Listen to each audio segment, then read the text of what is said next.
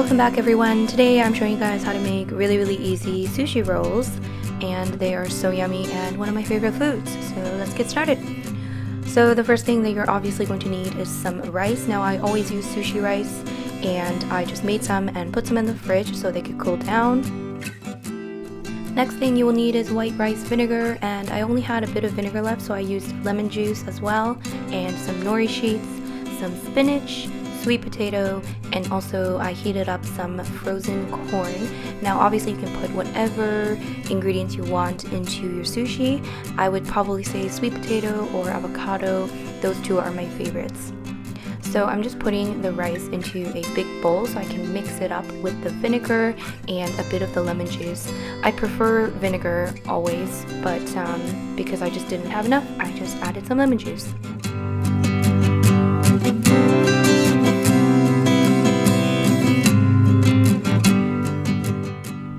Now I'm just peeling the sweet potato and chopping them up into thin and long pieces.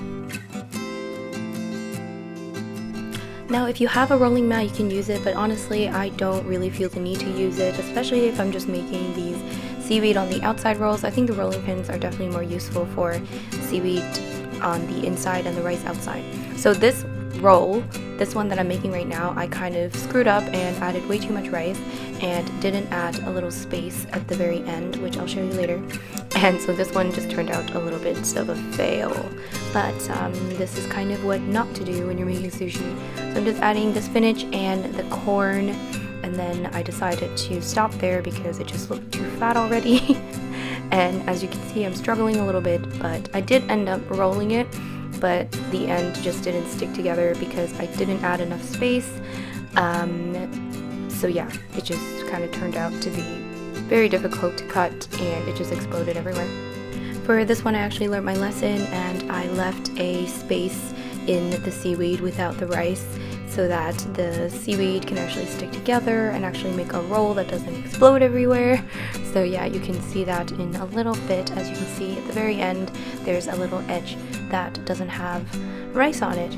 So for this one I am just adding the sweet potato, and I think I added the spinach, yep. And then I'm just gonna roll it. This time I'm not using the rolling mat, and as you can see it's pretty simple, and you know, it's easy to make even without a rolling mat, so don't feel like you need to buy one to make sushi. And this is the third roll that I made, and I couldn't make any more because I ran out of nori sheets.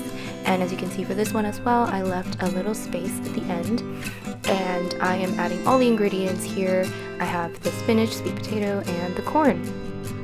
And this time I'm using the mat again just to show you how I use the mat.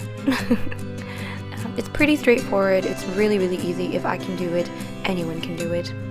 Now it is time to cut.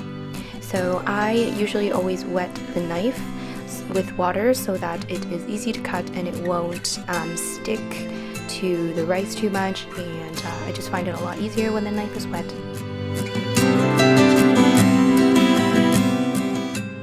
And here is the finished product, you guys. The first roll that I made that I screwed up, I couldn't cut nicely because it exploded everywhere, so I just kind of ate it messily, but the rest of the rolls turned out pretty well, and they were really good. And of course you can have it with some soy sauce, and that is pretty much it.